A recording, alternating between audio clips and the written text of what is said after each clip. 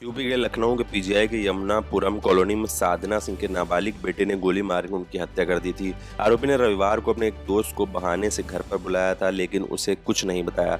उसने एक अन्य दोस्त से मंगलवार सुबह मां के शव को ठिकाने लगाने की बात कही। इस पर वो डर गया। उसे चुप रहने और शव को ठिकाने लगाने के लिए 5,000 रुपए का लालच भी दिया था, लेकिन वो नहीं माना। जब दुर्गंध के कारण रहना मुश्किल हुआ तो पिता को सूचना दी कि किसी ने मां की हत्या कर दी है। वाराणसी के रहने वाले सेना में जेसीओ नवीन कुमार सिंह आसनसोल में तैनात है। उनका परिवार यमुनापुरम कॉलोनी में रहता है। मंगलवार को बेटे ने उन्हें सूचना दी कि मां की हत्या हो गई है। पुलिस की पड़ताल में कई ऐसे राज सामने आए जिससे पुलिस के अधिकारी भी हिल गए हैं। पता चला है कि इकलौते बेटे ने ही अपनी मां साधना की हत्या की थी। उसने शनिवार देर रात अपनी मां को गोली मार दी थी। मां के बगल में सो रही 9 साल की बहन को धमकी दी थी कि किसी से कुछ मत कहना।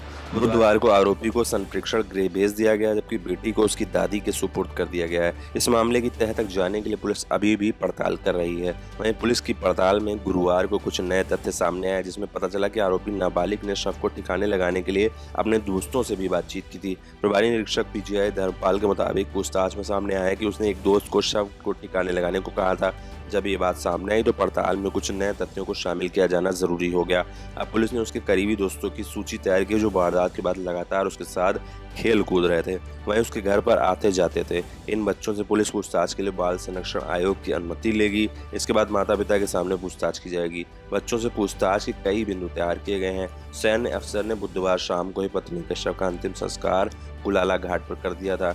गुरुवार सुबह परिवार वाले अस्थियां लेकर अपने पैतृक गांव चंदौली चले गए। इससे पहले जब परिवार के सदस्य यमुनापुरम स्थित आवास पर पहुंचे तो वहां कॉलोनी के कई लोग मिलने पहुंचे थे।